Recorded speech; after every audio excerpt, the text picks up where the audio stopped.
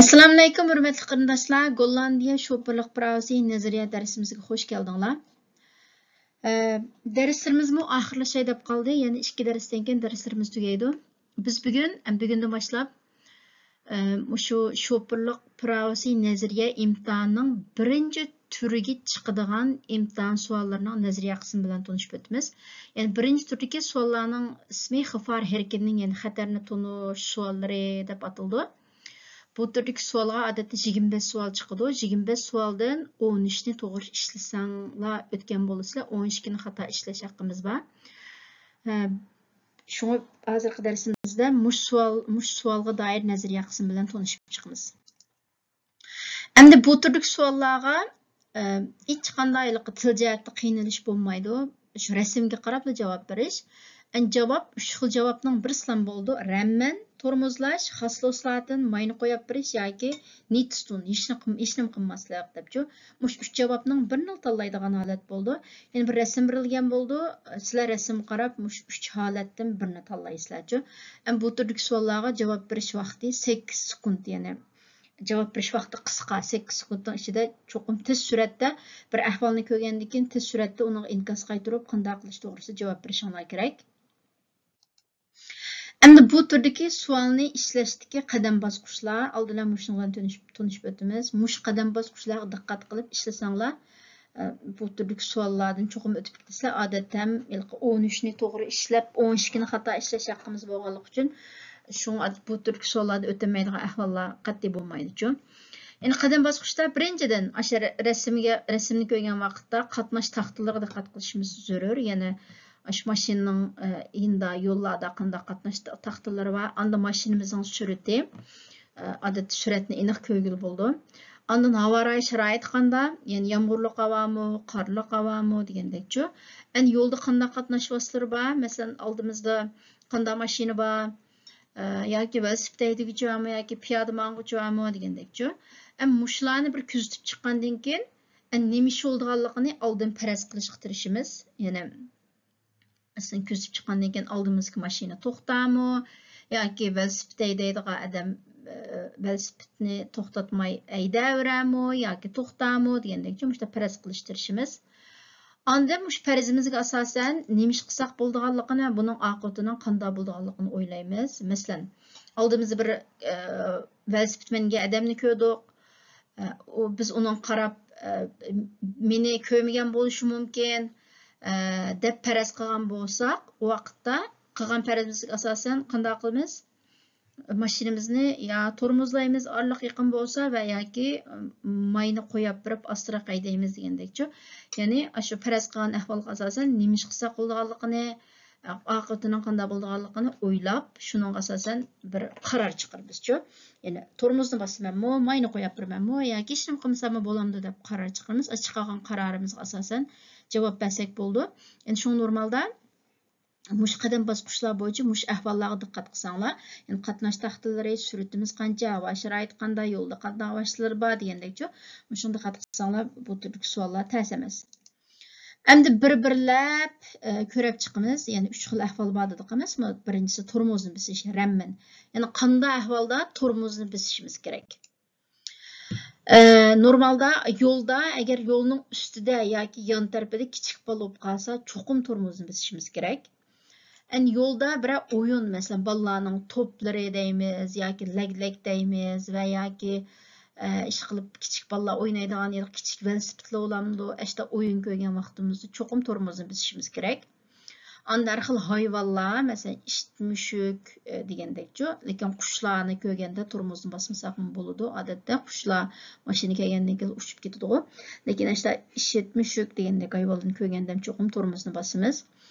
Anda yashangan odam yoki boshqa ojiz yo'l ishlatuvchi buni o'rganib o'tgandik. Ya'ni ojiz yo'l ishlatuvchi degan vaqtda, masalan, so'lan ketib qolgan odam deymiz yoki amalar kaltiki bilan ketib qolgan, ya'ni amalar ishti bilan ketib qolgan, ya'ni ama odam deymiz va yoki puti sunib ketib bir hosilar bilan ketib qolgan ashonamiz ojiz yo'l ishlatuvchi va bularni ko'rgandami cho'qim tormozni bosib mashina to'xtatamiz.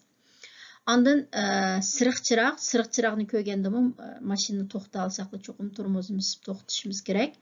Anda mashina yondash jarayonida inhalin, ya'ni bir mashina bizga bek yaqin kelib qolgan bo'lsa, yoki biz yondash jarayonida oldimizdagi mashinaga bek yaqin kelib qolgan bo'lsak, bu vaqtdan tormozlaymiz. Ondan agar oldimizda piyoda mang'uvchi kishi bo'lsa, yo'ldan o'tadigan, u kishi diqqat qilmayla mashina keldimi yo'q, ashtal diqqat qilmayla o'tgan bo'lsa, bunda ahvolda ham cho'qim tormozni bosamiz. Ondan ba'zi ahvollar bo'ldi, tormozlash ehtimolimiz cho'ng bo'ladigan, ya'ni cho'qim bosish emas, u endi ba'zi sharoitlarga bog'liq. Shunda ahvol ostida tormozlash ehtimolimiz cho'ng bo'ldi. Masalan, qanday ahvol degan vaqtda yo'lda bir daramp bo'ldi, ya'ni yo'l yuzining egiziltilgan qismi bo'ladi. Yoki sixirpi bug', ya'ni jiddiy shakldagi bir agilma, yoki qarshi tarafdan bir mashina kelyotidi ham yo'l bek tor, va yoki havo sharoiti nachar, va yoki tuyuqsiz oldimizda bir vaqa chiqib yoki boshqa bir ashulab qatnash qistonchiligi bo'lib qoldi. Va yoki oldimizda bir to'solg'u bor, masalan, bir mashina mangmay turib qoldi va yoki boshqa sabablardan o'sha to'solg'uni yondab o'tishimizga to'g'ri keldi. Va yoki biz shaharning markazida, sentrumda, Winkle stratlarda, shundaylik savdo saroylar, jiq ko'chalarda, do'konlar, jiq ko'chalarda mangib qoldik, odamlar jiq. Undan va yoki biz oldimizni yaxshi ko'ramidik. Yani bu her xil sebepler tüpeyilden bo'lishi mumkin. Mesela bir yo'ldan qayrilmoqchidik, sap o'rmonlar, daraxtlar to'sib olgan degandek. Shu qilib mushta bir yaxshi ko'ramagan ahvol ostida ham ba'zida tormozlashga ehtiyojli bo'lib qolamiz. Yani yuqoridagi ahvollarda ba'zi ahvollarda cho'qim tormozlaymiz, ba'zi ahvollarda tormozlashga ehtiyojli bo'lib qolamiz. Endi qanday vaqtda xos loslardan, ya'ni mayni qo'yib birimiz, mayni bosmaymiz, mayni qo'yib birimiz.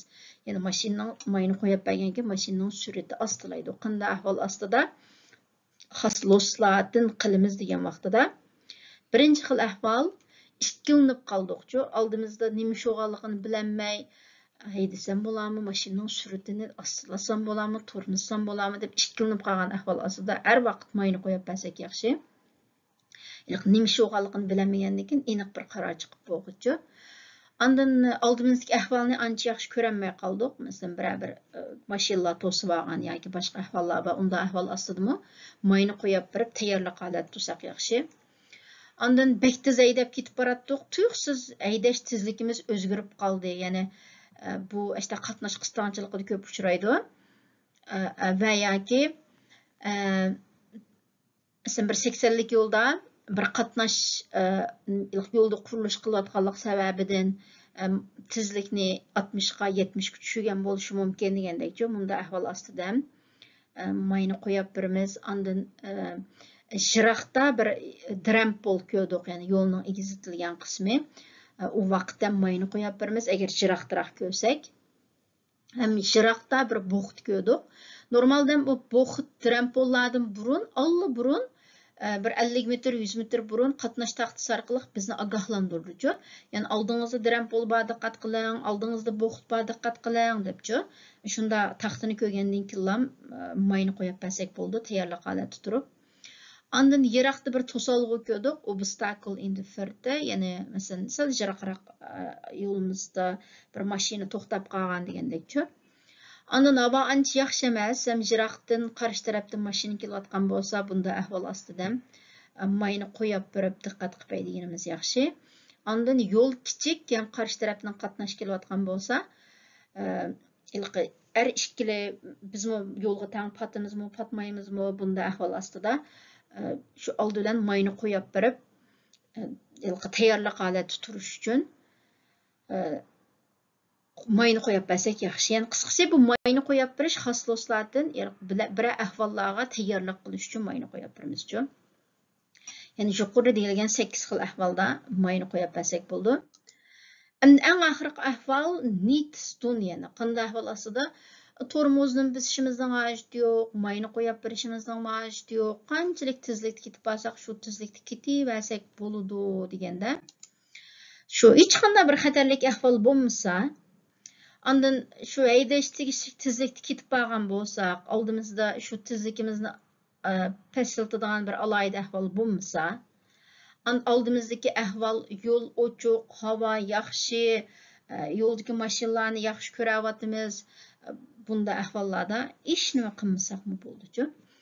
Yani qısqası, qanday vaqtda tormozlash, qanday vaqtda mayni qo'yib beramiz, qanday vaqtda hech nima qilmaymiz, shu yuqorida deyilgandek shu xil ahvollar. Bek ta'sir emas bu mazmunlar ham. Hamda keyingi soatlik darsimizda inshaalloh shunga doir savollarni ishlash orqali, amaliy misollar orqali bu nazariyani tixmi pishqlaymiz. Vaqtlarsa bugungi darsimiz shu yerda oxirlashdi. Keyingi soatlik darsimizda ko'rishaylik. Omon bo'lgaysizlar.